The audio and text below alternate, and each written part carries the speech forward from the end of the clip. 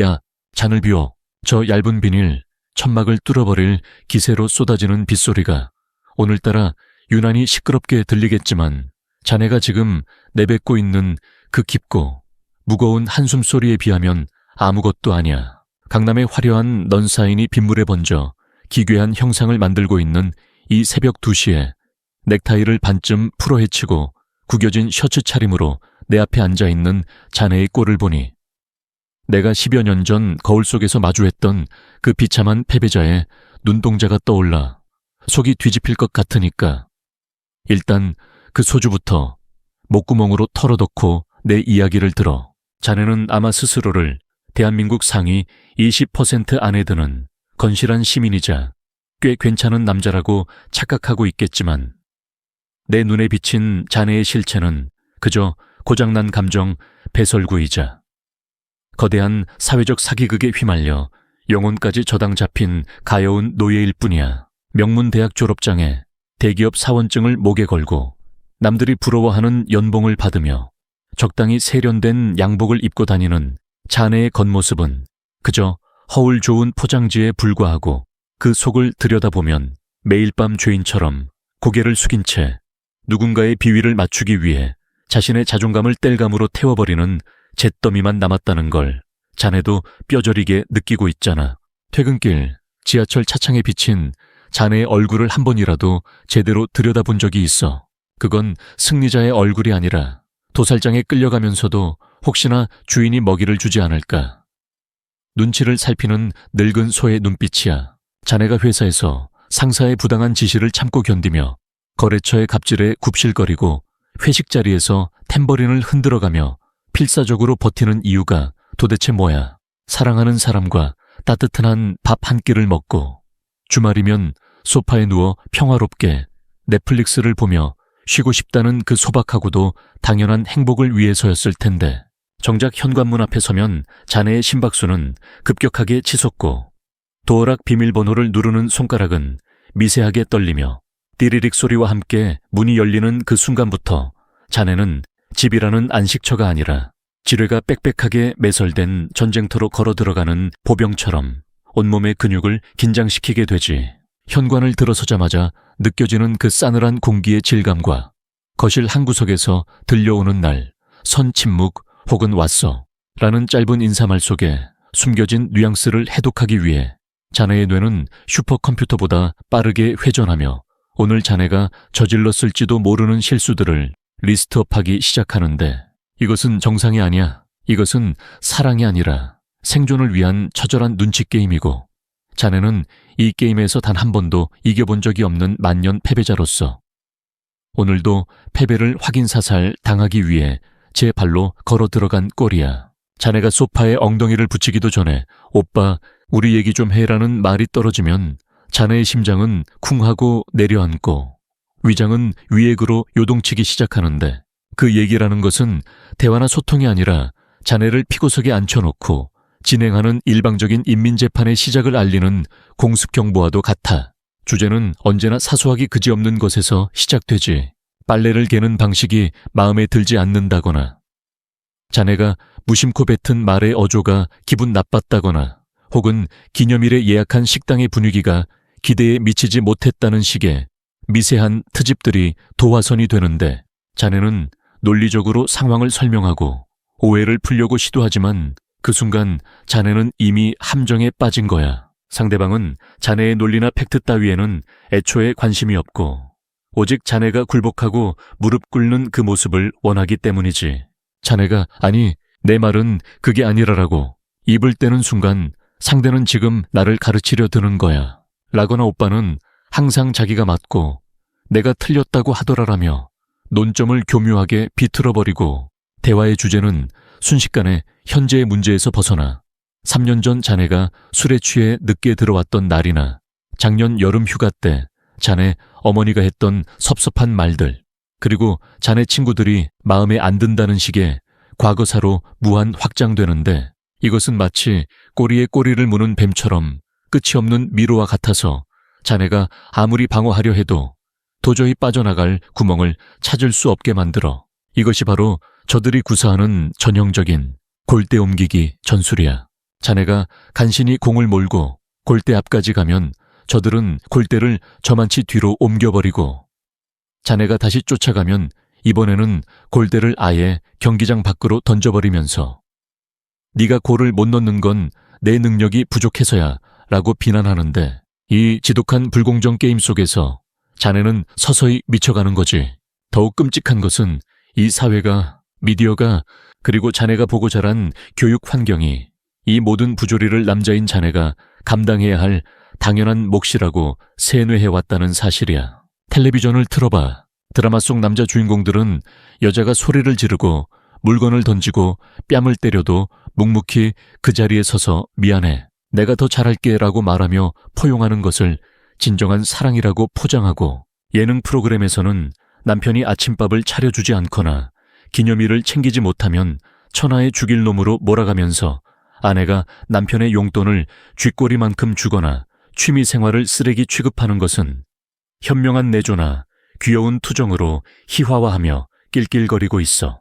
이 거대한 매트릭스 속에서 자네는 여자의 감정은 신성불가침의 영역이고 남자의 이성은 차갑고 폭력적인 것이라는 잘못된 도식을 뼛속까지 주입받았기 때문에 자네의 아내나 여자친구가 내가 기분이 나쁘면 그건 오빠가 잘못한 거야 라는 말도 안 되는 명제를 들이밀어도 감히 반박할 생각조차 하지 못하고, 그래, 내 기분을 상하게 한 내 잘못이지라며 스스로를 가스실로 밀어넣는 거야.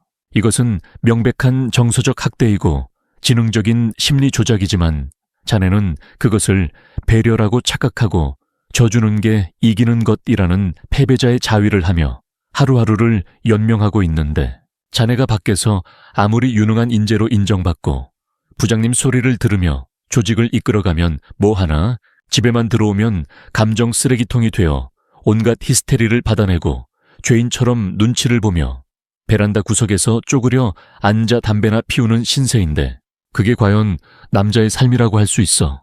자네가 피땀 흘려 벌어온 돈은 자네의 동의도 없이 그들의 명품 가방이나 호캉스 사진을 위한 배경 소품으로 사라지고, 자네는 낡은 속옷 한 장을 사는 것조차 손을 떨며 결제를 받아야 하는 이 기막힌 현실을 언제까지 책임감이라는 단어로 미화할 셈이냐고. 상대방은 자네에게 독심술사가 되기를 요구해. 말하지 않아도 알아서 해주는 게 센스라며 자네가 신이 아닌 이상 알 수 없는 그 복잡 미묘한 감정의 기류를 읽어내지 못하면 둔감하고 무심한 남자로 낙인 찍고, 자네가 논리적으로 대화를 시도하면 공감 능력이 결여된 소시오패스 취급을 하며 자네의 인격을 말살하려 드는데, 정작 자네가 회사 일로 지쳐 들어왔을 때나 인간관계로 상처받아 위로가 필요할 때 그들은 자네의 마음을 읽어주기는커녕 남자가 되어서 왜 그렇게 징징대냐며 밖에서 돈 버는 게 유세냐라고 쏘아붙이는 이 끔찍한 이중잣대를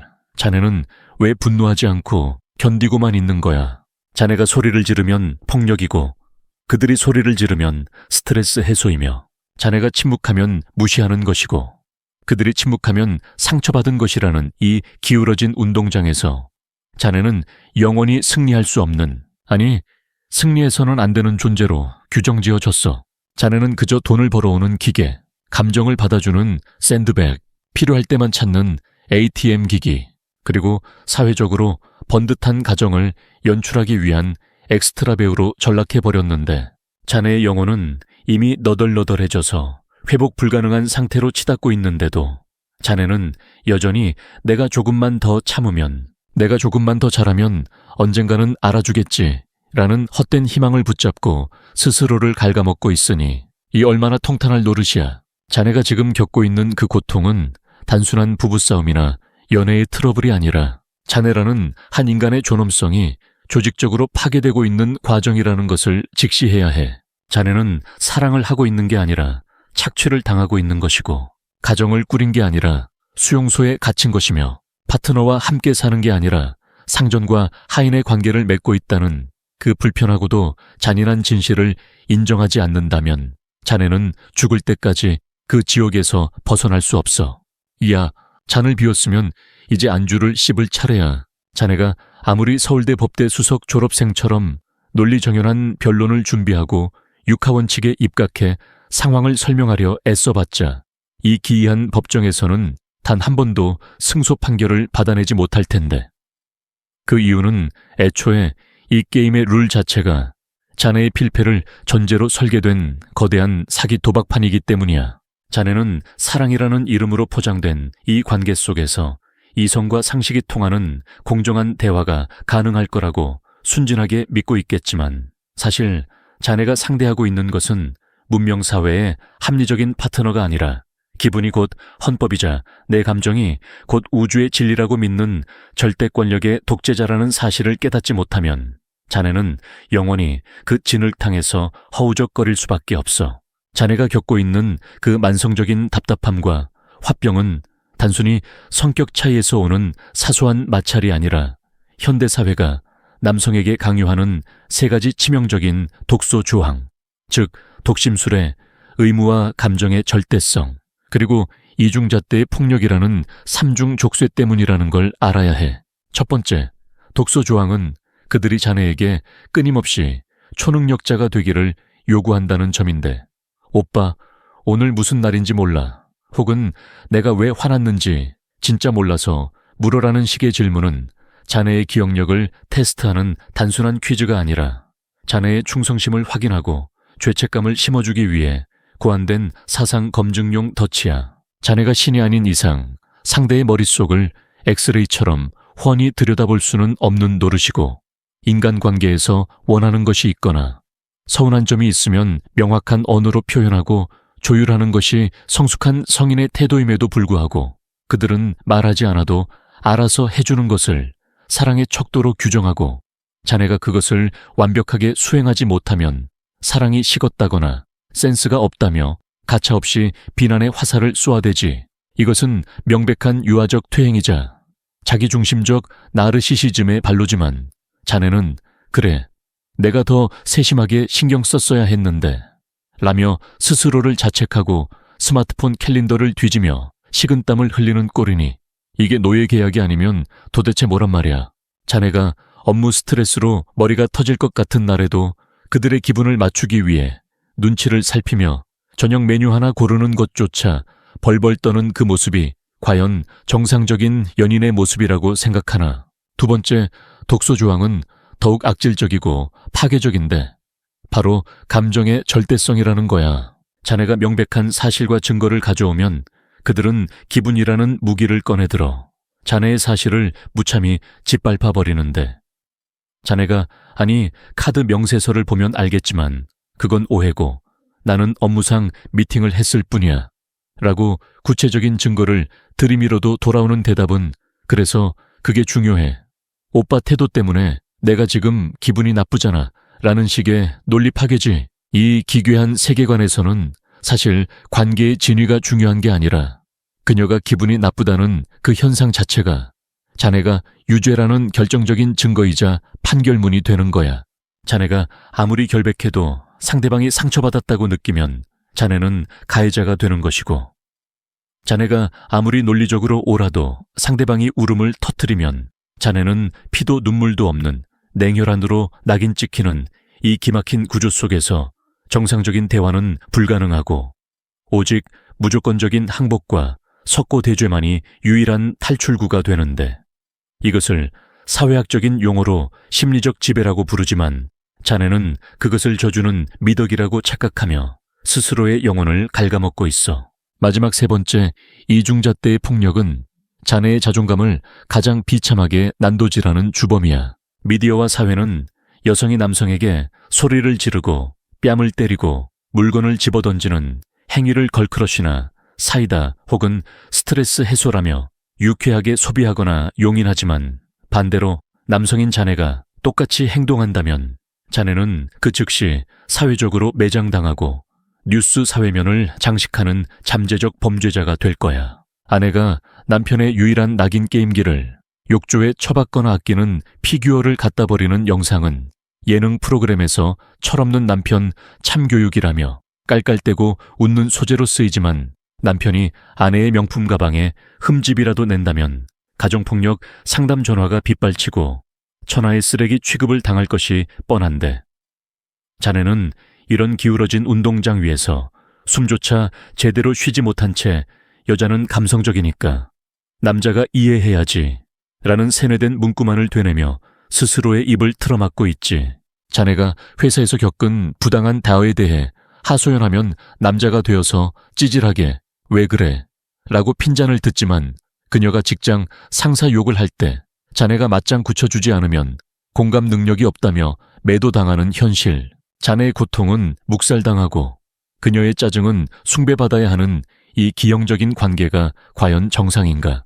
자네는 지금 선택적 호구가 되어 자네의 인생을 통째로 헌납하고 있어.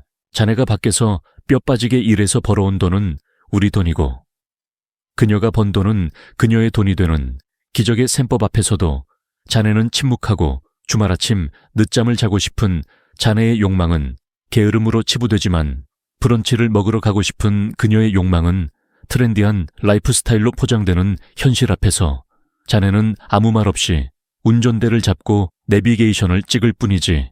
자네는 스스로를 한 가정의 가장이라고 생각할지 모르지만 실상은 그저 성능 좋은 현금 인출기이자 감정바디 무당 그리고 설거지와 분리수거를 전담하는 머슴으로 전락해버렸어. 그런데도 자네는 내가 참으면 가정이 평화롭겠지 라고 자위하지만 명심해.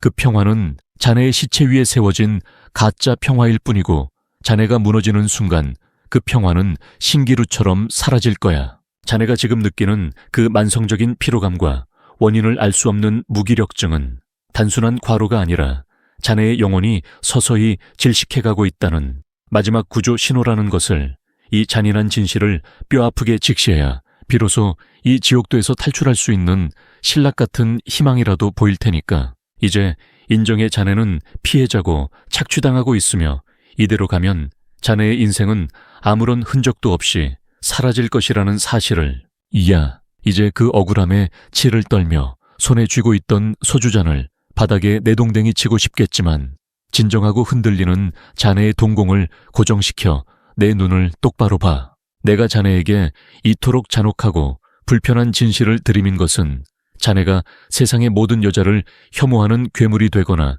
방구석에 처박혀 인터넷 커뮤니티에 저주를 퍼붓는 패배자가 되라고 부추기기 위함이 결코 아니야. 오히려 그 반대지. 자네가 지금 당장 해야 할 일은 그 썩어빠진 관계를 붙잡고 애원하거나 그녀의 바짓가랑이를 잡고 늘어지는 것이 아니라 과감하게 인생의 일시 정지 버튼을 누르고 자네 자신을 위한 뜨거운 용의 용광로 속으로 제 발로 걸어 들어가는 결단이 필요하기 때문이야. 지금까지 자네는 누군가 옆에 없으면 불안해하고 사랑받지 못하면 가치가 없다고 느끼는 정서적 의존증 환자이자 애정결핍에 시달리는 어린아이였지만 이제부터는 고독을 두려워하지 않는, 아니 고독을 기꺼이 즐기며 그 절대적인 침묵의 시간 동안 자네의 몸과 정신 그리고 통장 장호를 강철처럼 단단하게 재련하는 수행자가 되어야 해. 자네가 퇴근 후 그녀의 기분을 살피느라 허비했던 그 수많은 시간과 감정 에너지를 이제는 오로지 자네의 근육을 찢어내고 새로운 지식을 뇌에 때려 박으며 자네의 커리어를 폭발적으로 성장시키는 데 쏟아부어야 한다는 말이야. 이것은 이기적인 게 아니라 생존을 위한 필수적인 진화 과정이고 자네가 거세당했던 남자로서의 야성을 되찾는 유일한 길이야.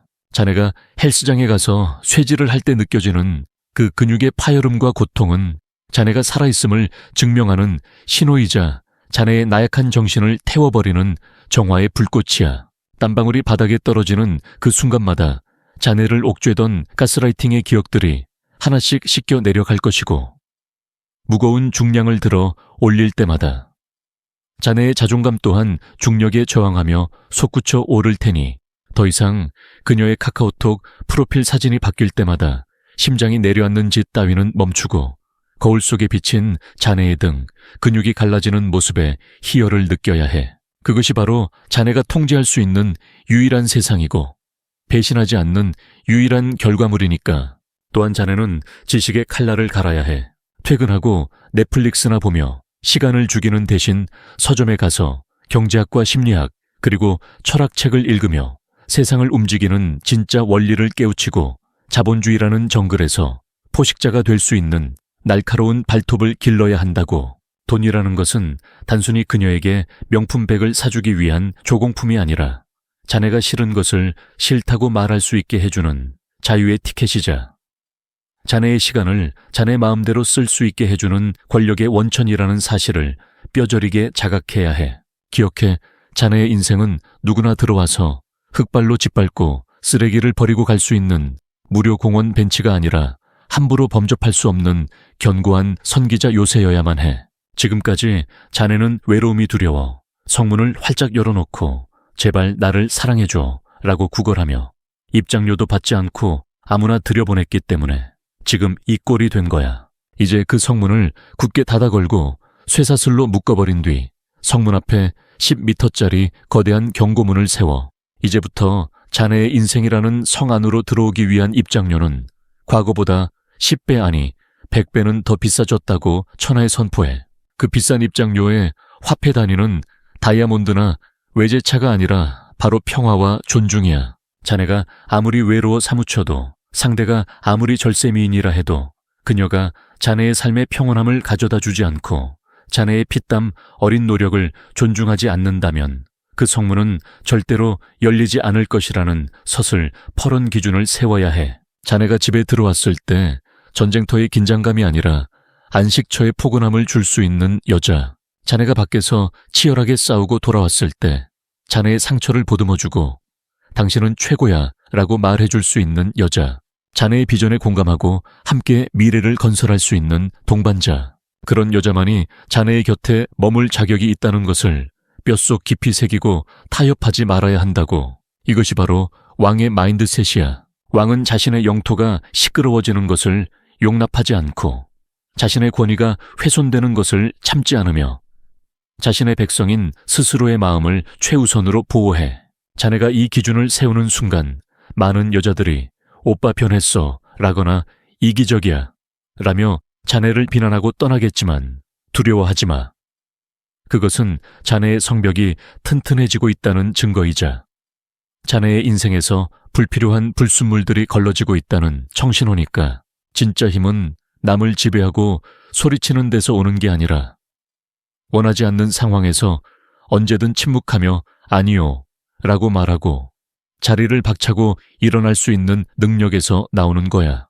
자네가 너 아니어도 내 인생은 충분히 즐겁고 완벽해 라는 태도로 무장하고 상대방이 선을 넘거나 교묘한 심리 조작을 시도할 때 눈 하나 깜짝하지 않고 그건 무례하군 나가줘 라고 차갑게 말할 수 있을 때 역설적으로 그들은 자네를 존중하고 자네의 눈치를 보게 될 거야.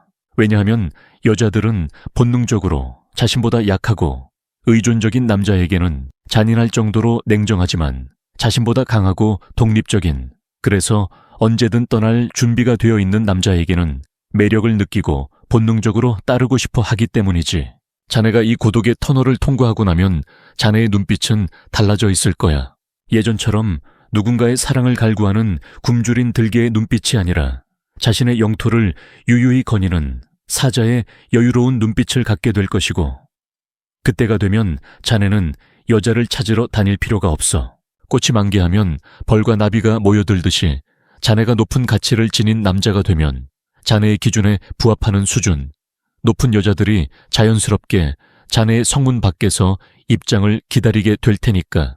그러니 이제 그 패배감에 젖은 눈물을 닦고 일어날 준비를 해. 자네는 더 이상 설거지를 하는 하인이 아니고 감정을 받아주는 쓰레기통도 아니며 누군가의 인생을 빛내주기 위한 조연 배우도 아니야. 자네는 스스로의 가치를 증명하고 쟁취해낸, 그래서 아무나 가질 수 없는 높은 가치의 남자로 다시 태어나야 해. 오늘 이 술자리가 끝나고 문을 열고 나가는 순간 차가운 밤 공기가 자네의 폐부를 찌르겠지만 그것은 더 이상 처량한 패배자의 한숨이 아니라 새로운 사냥을 시작하는 맹수의 거친 호흡이 될 거야.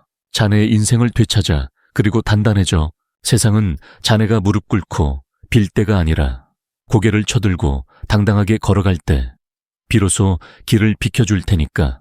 자네가 걷는 그 길이 비록 가시밭길일지라도 그 끝에는 왕좌가 기다리고 있다는 것을 의심하지 말고 묵묵히 걸어가. 자, 이제 계산은 내가 할 테니 자네는 가서 자네의 성벽을 쌓아 지금 당장